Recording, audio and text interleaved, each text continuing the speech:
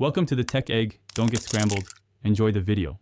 You start by ensuring Apple Intelligence is enabled and tied to your Apple ID so context flows across devices.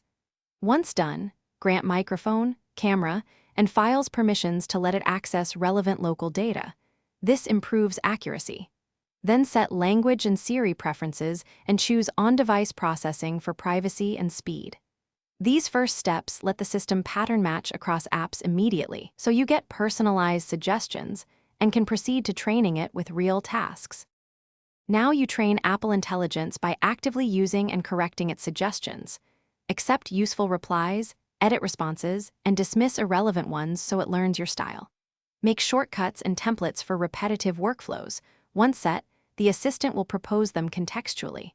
Also customize data sources and sensitivity in settings so it prioritizes mail, calendar, or notes as you need.